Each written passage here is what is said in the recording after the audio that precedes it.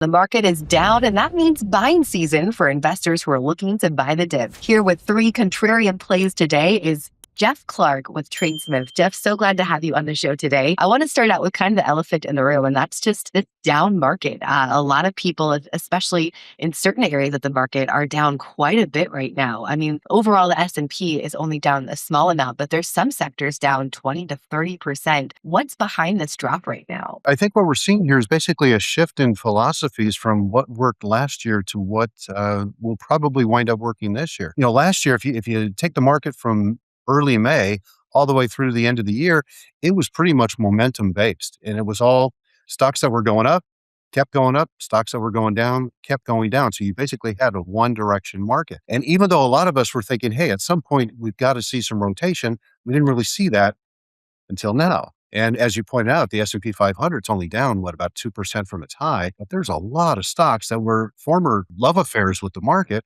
that are now down 30, 40, 50%. And so what you're starting to see is money come out of those names and going into some of the unloved names. So all of those things that worked last year, everything's sort of flipped on its head. So you no longer have tech and semiconductors and AI moving everything up.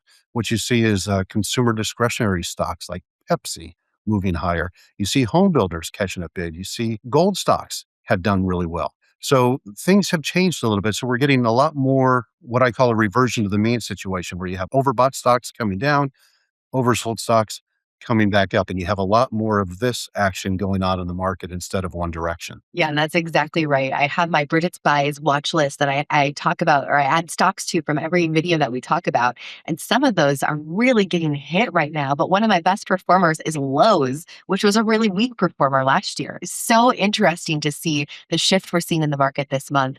And I think for a lot of investors who have been really waiting for this, they've been waiting for this pullback so they can add some of these names to their portfolio. But you have three specific areas, three specific stocks to invest in on this buy the dip opportunity, and then one warning of a buy the dip that you would stay away from. And I think that's just as important, of where the buy the dip maybe isn't the best opportunity. So we're going to get to that at the end. But before we get to the first name on your list, let's just talk about what you're looking at for what makes an actual buy the dip opportunity right now. Well, I think you have to have a contrarian nature. So what you have to look for are stocks that are oversold, considerably oversold, much more oversold than history suggests they should be. So for example, I like to use technical analysis, and I'll pattern most stocks against their 50-day moving average.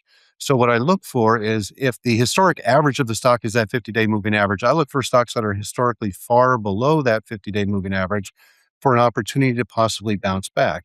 So if you have a stock that normally trades somewhere around 5 or 8% below its 50-day moving average, and now it's 20% below, that tells me that that proverbial rubber band is stretched so far that additional downside from here is probably somewhat limited, and it could easily snap back. I recommended at the end of last year, I was recommending consumer discretionary stocks and energy stocks, which nobody liked, but they were so beaten down and so unfavorable, they've had this fantastic move up. I can't recommend them anymore because now we have the opposite situation where they're trading so far above that they're no longer low risk situations. So I look for situations where I think the immediate downside is relatively limited, and the potential for a snapback is very strong. Yeah, that's really your specialty at TradeSmith. I know you're looking at those potential swing trades that could have a 6 to 8 week turnaround. And I think that example you gave is a really good example of talking about recommending those consumer discretionary stocks late last year that have seen a big turnaround at the start of this year. So if you're interested in more of Jeff's work at TradeSmith,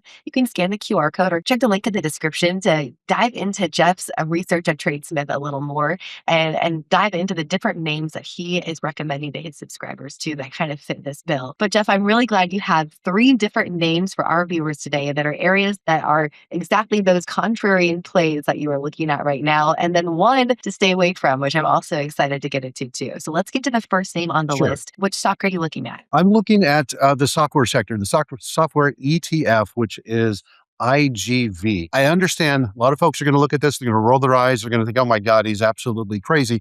But I'm not. Software stocks have just been beaten up like crazy. You can look at Oracle, which is trading less than half of where it was 3 months ago. You can look at ServiceNow, which just reported a fantastic quarter, but the stock got absolutely beaten up on it.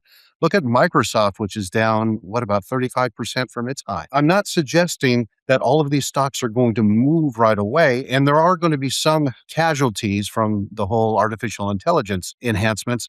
But as a sector, the software sector is not going away. It's very, very oversold to any historic means. You can just simply look at a chart and you can see that sort of a setup. The valuations are quite reasonable relative to their historic past. And so if you put a gun to my head and said, you have to pick one sector to own over the next 2 months, I have to tell you, I don't think there's much more downside left in this particular sector. It's so oversold, so historically far below its 50-day moving average, that I do think there's a opportunity for a very sharp snackback.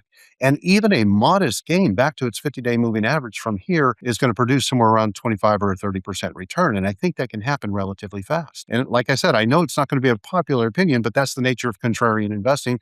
And it's the nature of reversion to the mean. If everybody loved the stock, it wouldn't be selling off so hard. So that's why I'm looking for stocks that have just been beaten down and look like they can snap back. I think it's really interesting that you're looking at the ETF for this whole sector versus individual stocks. Are there any individual stocks in this sector that you would look at, or do you think that this ETF is the best way to kind of maybe more safely play this contrarian pick into software? Yes to all of that. The ETF is probably the safest way. And for folks who are not staring at the computer during market hours, they want to buy something, then go take a nap or go do whatever else they do, and then just come back in 6 weeks. I think the ETF is the easiest way to do it. But there's a lot of individual names in the software sector that I think are shaping up to be pretty good buys. I like ServiceNow. I like it at the current price. Oracle, I wouldn't mind if it dipped a little bit further from here, maybe another 2 or 3 or 4%. Microsoft, I think, has a little bit more downside, but I think they're all setting up. Like I said, if you could buy the stocks today and then go Rip Van Winkle, take a little bit of a nap and come back in 6 weeks, I think you'll be happy with what they've done. Super valuable information. And I'd love to hear from our viewers what you think of this sector. Do you think there's a lot more downside coming yet? Or do you think that there's not as much downside risk because it's already oversold too much? Let me know in the comments. Let's get on to that next sector that you have to talk about. And this one is really interesting and a very contrarian play right now. Yes. Bitcoin. Bitcoin is today trading right around 68,000. That is down significantly from its high back in October of 125. Now, if you think about this, back in October when Bitcoin was trading at 125, you couldn't turn the TV on and not have somebody talking about Bitcoin. And they were all bullish. Everybody was a stark, raving mad bull on Bitcoin at 125,000. Today, you turn on the TV with Bitcoin at almost half that price, everybody's bearish. It's dismal. It's almost like I'm at a funeral watching some of these analysts up there talking about Bitcoin, and everybody seems to think there's a lot more downside. I have to tell you, the action in Bitcoin right now looks to me like it's exhaustive selling. It's margin call type selling. It's liquidation selling. So folks are getting out of it because they have to settle up on some of the leverage bets that they had placed before. That is usually what happens near the bottom. I'm not saying it bottoms at 68. Maybe there's a little bit more downside. But again, it's one of those situations where if you said 6 weeks from now, do I think it's higher or lower? I think 6 weeks from now, Bitcoin could be quite a bit higher. And I'm personally not a fan of Bitcoin. I really, I don't trade it that often, but I do trade it when it hits extremes. And right now, if you look at Bitcoin or you look at the ETFs, one of my favorite is BITO. Is the symbol, BITO. And it's a Bitcoin ETF. It just simply tracks the price of Bitcoin. It's trading about 25% below its 50-day moving average. Rarely does Bitcoin trade more than 10% away from its 50-day moving average. So even a small snapback, small move towards the 50-day moving average, is going to yield a pretty good gain. And again, something that I think within the next 6 to 8 weeks probably pays off quite well. This one's really interesting. And I think there's some investors, like you said, that are hearing this going, I don't know about this one. Is there a risk? Let's talk about the risk with this type of a contrarian play. I think you made a really good case for saying that you think that Bitcoin is really oversold and towards the bottom. But is there a bear case where it does get even lower from where it is today? Oh, absolutely. I mean, anything can fall, anything can happen in the markets. But the question I ask is, if you were thinking about buying Bitcoin previously and at 125,000, you were kicking yourself because you hadn't bought it before, now is certainly a better time to buy Bitcoin than it was back in October. In fact, now is better than any other time in the last 15 months. to be a buyer of Bitcoin. So if you wanted to buy Bitcoin and you were waiting for a pullback to do that, now is that opportunity to do it. Could it fall some more? Sure. There's a lot of technical analysts, and I see the charts as well that say it could be somewhere in the $55,000 to $60,000 range. But I can also argue that if everybody's looking for it to get there, from a contrarian perspective, it's probably not going to get there. It might start to rally before that. And again, based on what I'm seeing happening in the Bitcoin world right now, the selling pressure feels exhaustive. From my perspective, I'd be willing to take a little nibble right here, not throw everything into it, but take a little nibble. And if it dips a little bit more, buy a little bit more as we get closer to that $55,000 or $60,000 range that everybody else is calling for. But like I said, it may not get there, so I don't want to miss that opportunity to jump in here. I want to talk about some individual stocks. We just had a video out yesterday talking about Bitcoin miners that could be making the switch to AI. A lot of these stocks are down quite a bit right now. Are there any Bitcoin related individual stocks that you would be looking at right now? Well, a lot of the miners look interesting here. You can look at Riot and you can look at Mara and Hut. An easier way to do that is WGMI is the symbol for a Bitcoin mining ETF. That might be something you can take a look at. But really, I think if you want to play Bitcoin, play Bitcoin. That's how you do it. And with the exchange traded funds that track Bitcoin, you have the opportunity to do that. It used to not be quite so easy, but now I think if you want to trade Bitcoin, just buy Bitcoin. Well, let's get on before we get to the last one, which is the area of the market that's down right now that you would suggest staying away from. Let's get to the last name that you have on the list of a contrarian play. And again, this is a name we have not talked about on the show before. Albertsons, symbol is ACI. Albertsons is a supermarket chain. Frankly, I can put any supermarket up here. All of the stocks in this sector look pretty much the same. You can look at Grocery Outlet, you can look at Sprouts Farmers Market, etc. Albertsons just looks interesting to me because I think from a valuation perspective, it's one of the cheapest. I think it trades about 8 times earnings. It was a previous takeover target, and that all fell apart because of antitrust issues. But the company has done a lot of things to increase their margins, increase their revenue, increase their customer bases, and it's one of the largest grocery chains in the country. From a contrarian perspective, I think it makes sense. It's one of the stocks that performed worse last year. It's already looking pretty good so far this year. You'll notice I'm not bottom fishing on this one. This one is actually off the bottom a little bit, but I think there's a lot more upside, maybe 20 or 30% more upside over the next several weeks.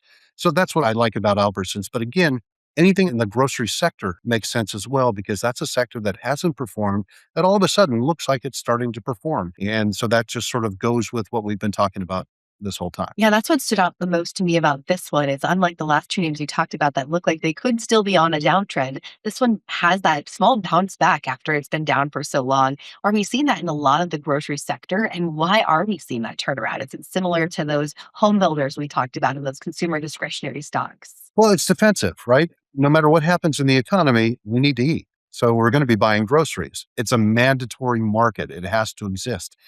And it wasn't popular before because you had all the AI names and the semiconductor names and the tech and everything else moving in one direction. Nobody really cared about the staples, the things that you had to buy. Now, people are looking at the economy thinking maybe we might be in for a little bit of a rough move. What works best? Well, what works best in the economy are those defensive sectors, and groceries qualify. Very nice. And I know that this is one of the many things that you cover at TradeSmith, looking at the different sectors that have potential, looking for these different contrarian plays. And today we talked quite a bit about ETFs. I know that that is something you talk about a lot with your subscribers at TradeSmith. Again, if you want to look at the research that Jeff and his team do, you can scan the QR code. I've also dropped the links down in the description and in the comments to dive a little bit more into these contrarian plays. I think this has been such a fascinating conversation. But this last bit that we have, Jeff, is just as important. And that's where not to look when the market is down. I think a lot of people are looking at these as discounts or a sale price on stocks, but there's some areas where the price might be dropping for a reason and it isn't at that bottom quite yet. Yeah, I think your viewers are not going to appreciate these comments that I'm about to make, but I think the gold sector, the precious mining stock sector, is in trouble. I think we saw a very significant intermediate term peak in the price of gold and silver recently. And the gold mining stocks are going to suffer for at least a few more weeks before we have an opportunity to buy into that. So they had a fantastic run, obviously. Everything looked really good. But it's one of those things where the time to have bought them was before you had this magnificent run. If you're looking at it now, just after it comes down a little bit off the peak, ask yourself, what is the popular opinion with it? Most people love the gold sector right now. They absolutely love gold and silver. Heck, my wife came home the other day and said, "Hey, do we own any silver?" And this was maybe 2 weeks ago. And we did. And I sold my silver the next day, because if she's talking about it and her friends are talking about it, then it's made it to the popular opinion. And in that situation, from a contrarian perspective, most of that move's done. So I'll wait until people show up on CNBC or on Bloomberg and start talking bearish about gold and silver. Then I'll start paying attention as to maybe now is the time to get into miners. But right now, the miners have had such a fantastic run. They've just pulled a little bit back off their highs. I think they have to fall a little bit more before they represent a good buying opportunity. Such an interesting contrarian viewpoint because, like you said, the sector has been so hot. I really love the argument that once everyone's talking about it, that is the time to get out and take some profits on it. Interesting concept, very contrarian look. Let's talk a little bit about the move to safety. We did just talk about that with the retail and the grocery sector. Many say the move to safety is gold, is silver, and that's why we've seen this run up. Do you see that continuing with the geopolitical issues, economic uncertainties? Is that move to gold just going to continue as more of those uncertainties continue across the globe? Well, I think that became discounted. I think all the uncertainties and all the caution signs became discounted in the recent move from gold. You don't see gold move 100% in a year very often. You don't see silver shoot up 250% in 6 months. That it just doesn't happen. So I think a lot of that, at least the initial move, was discounting the potential for political and geopolitical upheavals. The tail end of that move, however, was enthusiasm. It was public enthusiasm. It was everybody screaming, trying to get into the trade. When that happens, I don't want to say that's the tulip bulb market mania, but it reminds me a lot of the tulip bulb market mania we all studied in school in economics. It's just things have gotten too hyped up too fast. And so you need to shake out the weak hands, if you will. You need to shake out some of that and get folks out of the way before you actually have a good bottom in place. So whenever you have a situation where the stocks have moved so far above their relative moving averages, they're vulnerable to a pullback to it. So I'm waiting for GDX and the rest of the gold miners just to simply come back to it. I would much rather be a buyer of it near support levels than buying it as it's trying to make a parabolic move. I think it's a really good advice and a good outlook for buying many stocks. It's always hard to actually time that bottom or that turnaround in any stock.